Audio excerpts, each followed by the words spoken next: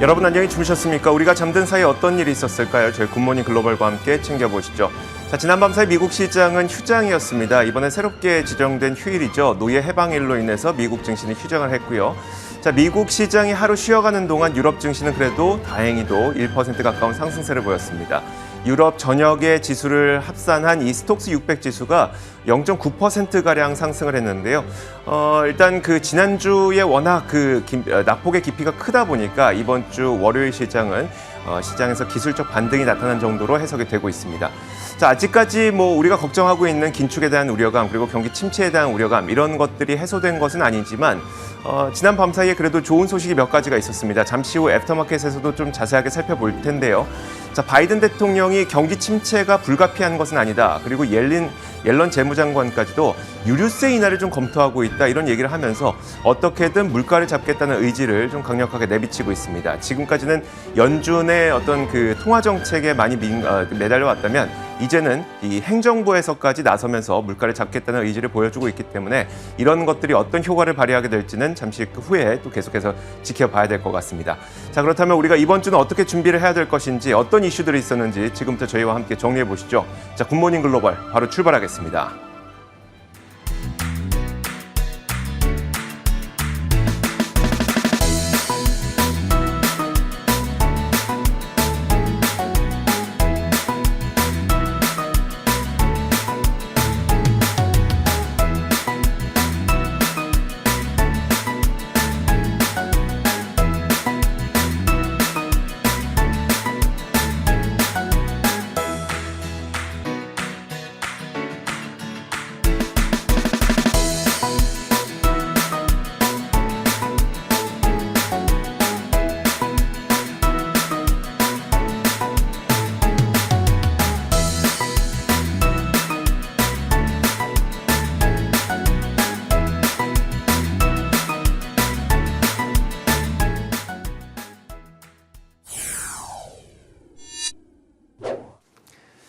자, 지난밤 사이 미국 시장에 있었던 여러 가지 이슈들 짚어드리겠습니다. 애프터마켓 시간이고요. 오늘까지 저희가 마켓 픽4로 진행을 하도록 하겠습니다.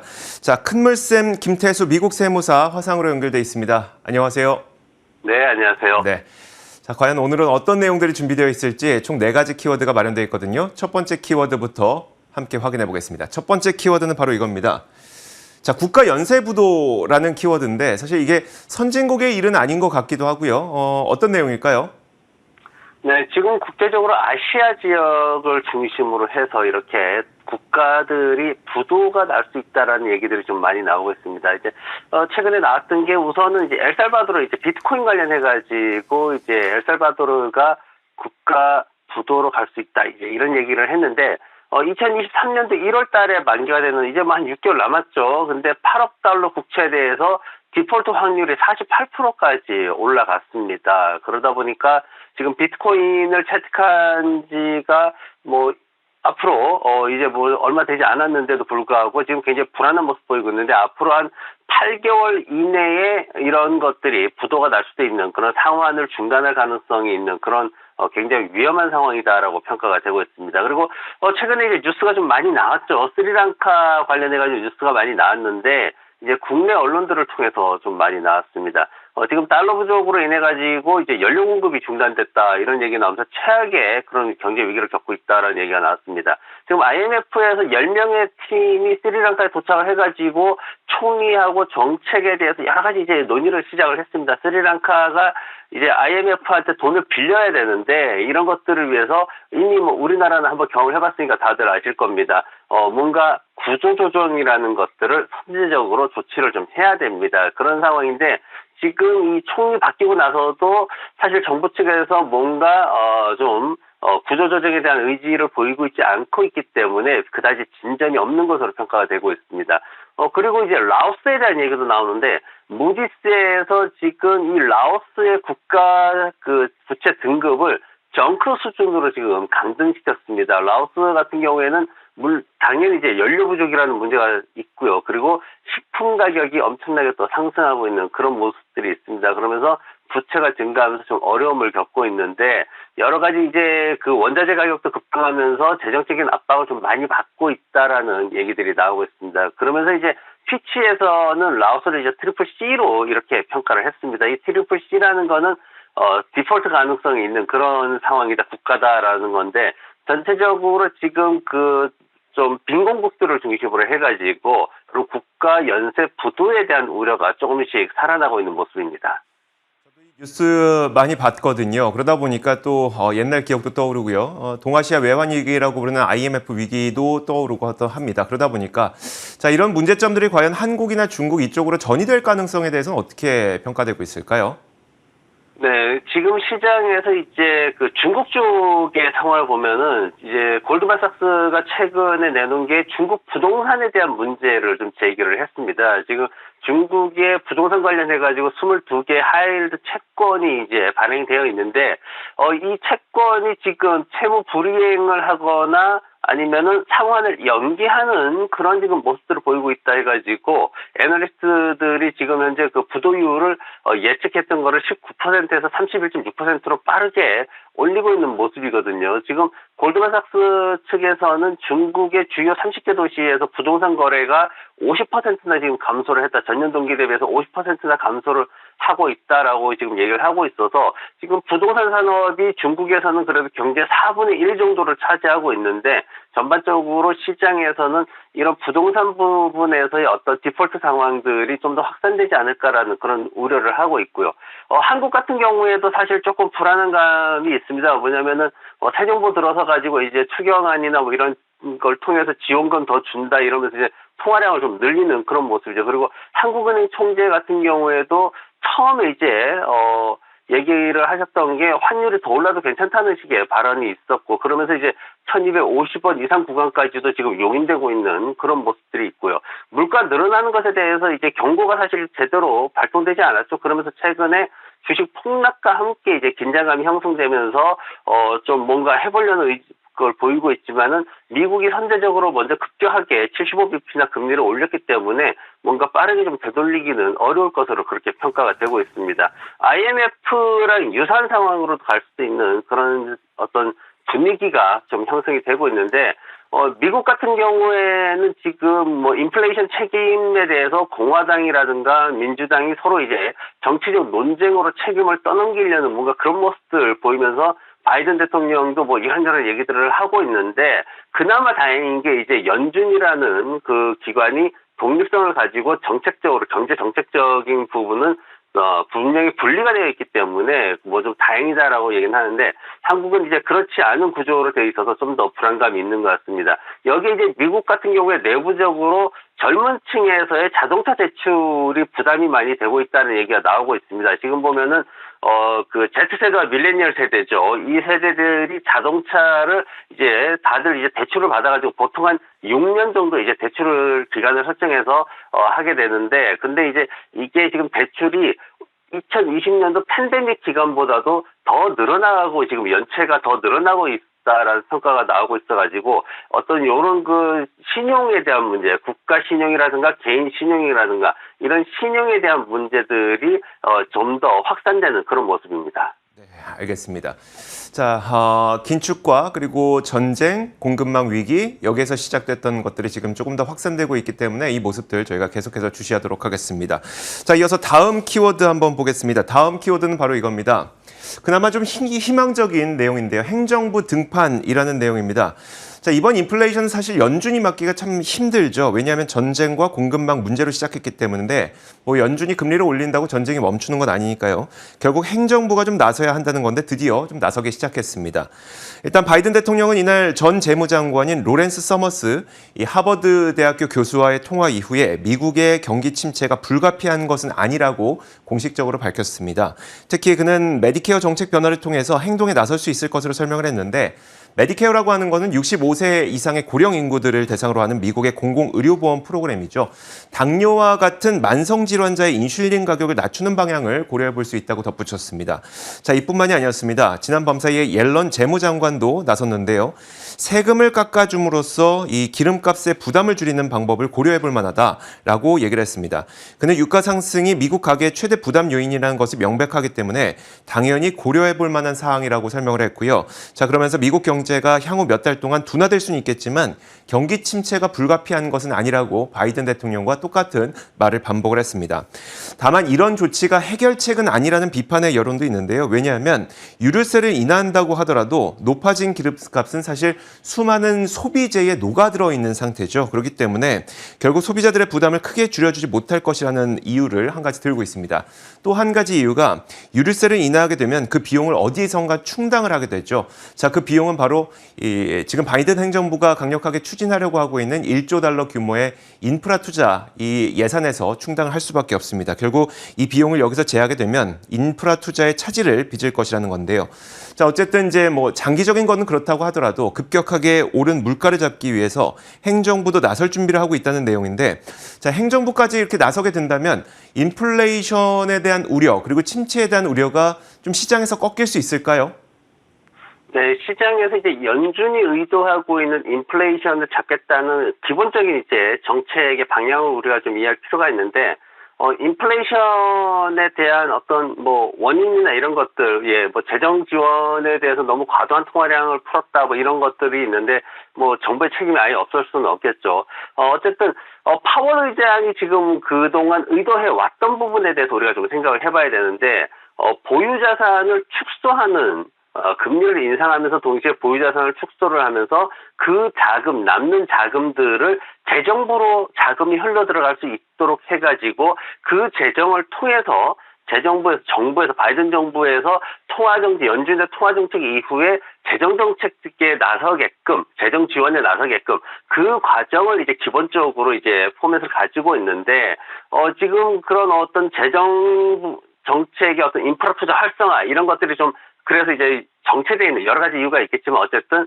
그런 단계를 통해서 진행돼야 되는 그런 상황인데, 근데 서둘러서 통화를 이렇게 풀어버리고 그리고 인프라 사업이 나중에 좀 부진하게 되면은 이런 기본적인 프레임이 흐트러질 수 있기 때문에 나중에 오히려 부작용을 일으킬 수 있다라고 저는 그렇게 생각을 합니다. 당장 이제 기름값 유류세 인하하는 거, 이 기름값 하락이라는 데는 뭔가 이슈는 되겠지만은 뭐 우리도 이미 경험을 다 했지만은 아실 겁니다. 사업자들의 어떤 가격 결정하는 부분들이 정부가 의도하는 대로 그렇게 움직이지는 않았던 것 같습니다. 유류세 인하 전에 가격을 다들 올리는 분위기였고요. 그만큼 우리 서민들은, 소비자들은 유류세 인하에 따른 효과를 온전히 누리지 못하는 그런 상황들을 우리가 봐왔는데, 다만 이제 지금 바이든 대통령이 언급을 한 것처럼 뭔가 장기 처방약을 복용하는 환자들에 대해서 비용을 낮춰주는 이런 방법들, 그리고 다양한 분야에서 이런 것들이 좀 진행이 된다면은, 그러면 이제 동시적인 어떤 시너지 효과를 기대해 볼 수는 있을 것 같습니다. 뭔가 강력하고 무리가 따르는 유류세 인하가 아니라 처방전 비용 인하와 같은 어떤 조치의 일환으로서 맞춰가는 수준에서 진행이 된다라면은 인플레이션 하락에 분명히 도움이 될 수는 있다라고 그렇게 생각을 합니다. 네, 알겠습니다. 자, 이렇게 두 번째 키워드까지 살펴봤습니다. 이어서 세 번째 키워드 공개하겠습니다. 세 번째 키워드는 바로 이겁니다. 이제는 XR 시대라는 키워드인데, 사실 이 내용만 갖고는 뭐 메타버스에 대한 기대감 뭐 예전부터 있었고 어떤 내용일지 좀 궁금하거든요. 갑자기 이런 키워드를 설정해 주신 이유가 있을 텐데 어떤 내용일까요? 네, 시장에서 이제 최근에 어떤 뭔가 새로운 투자처들을 찾기 위해서 굉장히 노력 중이다라는 얘기를 제가 어제도 드린 적이 있는데, 이제 이번에는 이 확장현실에 대해서 좀 얘기를 해보려고 합니다. 시장에는 VR이라는 게 있었죠. 가상현실이라는 게 있었고요. 이제 우리가 살고 있는 게 아니라 이제 인터넷으로 구현한 그런 가상의 세상이고, 증강현실이라는 게 있습니다. 한국 분들 포켓몬고 게임 많이 하시죠. 핸드폰으로 이렇게 비추면은 거기에 정보들이 뜨는 가상과 현실이 합쳐지는 그런 내용이고, 그 다음 단계가 이제 혼합현실, 이제 MR이라는 게 있습니다. 믹스드 리얼리티라 그래가지고 증강현실에서 어떤 냄새 정보라든가 소리 정보라든가 이런 것들을 융합하는 형태고, 이제 지금 나오고 있는 얘기가 XR이라는 건데 확장현실이라는 겁니다. 가상현실, 증강현실, 혼합현실을 포괄해가지고 거기에다가 가상의 물체를 실질적으로 터치할 수도 있는 그런 제어할 수도 있는 그런 것들을 갖다가 이제 융합시키는 그런 건데, 지금 시장에서 이제 그런 것들을 통해 가지고 뭔가 새롭게 성장성을 더 확보하려는 움직임들이 많이 나오고 있습니다. 이건 메타 플랫폼 같은 경우에도 마크 저커버그가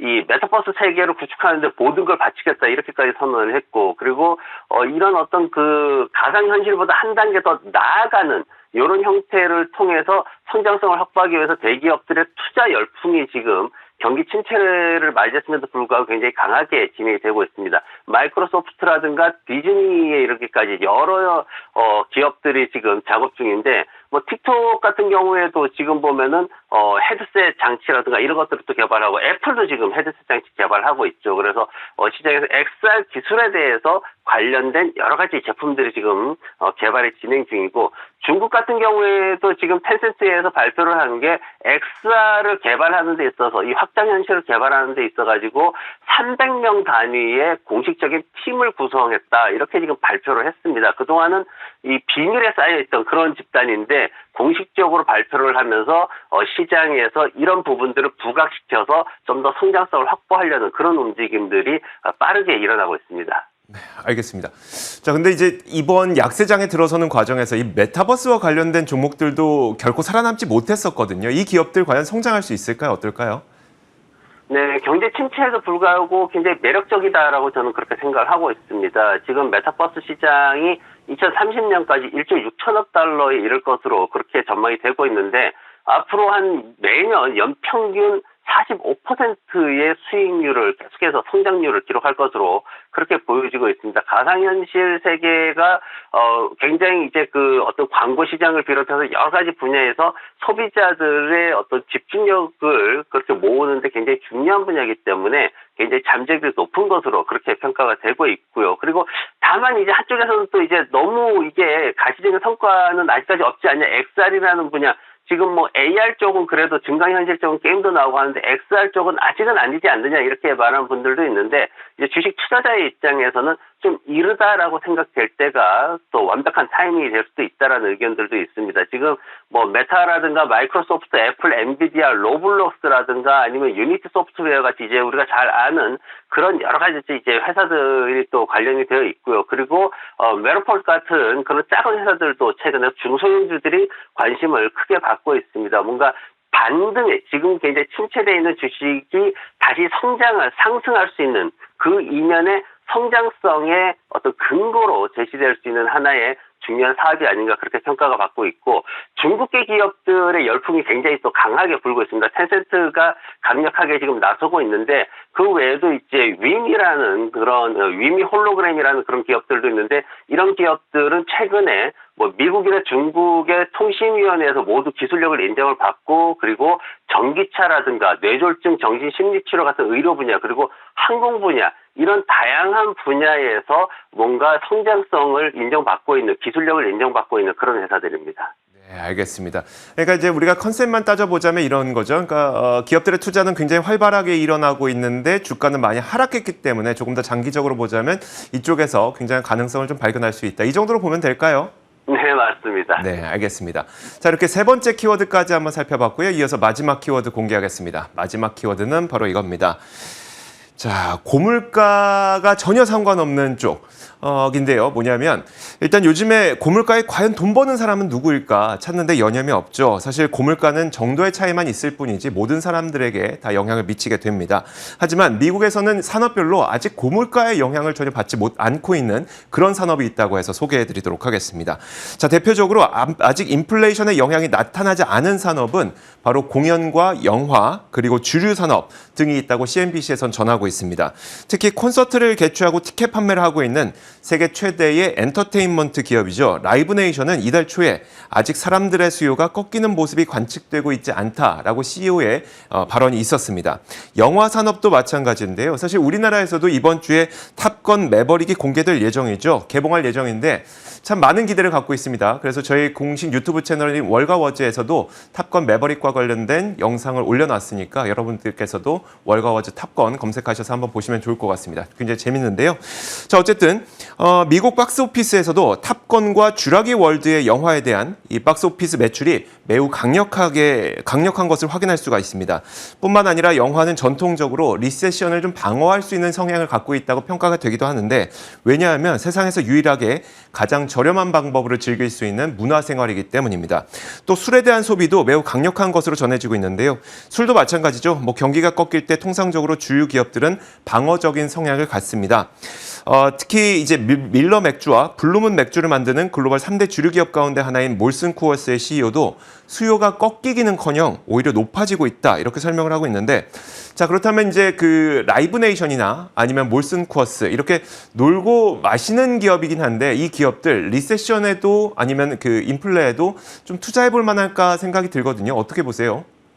네, 핵심은 뭐냐면은 기업이 가격을 결정할 수 있느냐에 대한 가격 결정권에 대한 얘기거든요. 소비자들이 그런 부분들을 리저너블 하다라고 생각하고 받아들일 수 있느냐, 용인할 수 있느냐라는 부분인데, AMC 같은 경우에는 사실 가격에 대한 이런 부분들이 갑자기 이렇게 된 건 아니죠. 이미 지난해부터 가격을 올리는 부분에 대해서 굉장히 세심하게 테스트를 해왔고, 그리고 지난 3월 달에도 어떤 가변 가격 테스트를 하고 있다라고 또 CEO가 나와서 이제 얘기를 했죠. 어떤 가격에 차별을 두는 건데, 지금 현재 어른들이 티켓 한 장에 13달러 69센트 정도 하거든요. 이게 이제 매버릭이 이제 탑건이 나오게 되면은 뭔가 그 관람하는 영화관에 따라서도 달라질 수 있고, 시간에 따라서 달라질 수도 있고, 다양하게 한 16달러까지도 이렇게 올라갈 수 있는 그런 여지가 있습니다. 그래서 이런 것들을 이제 충격 없이 소비자들이 충격받지 않게끔 합리적으로 받아들일 수 있는가 하는 문제가 바로 이제 이 핵심인데, 지금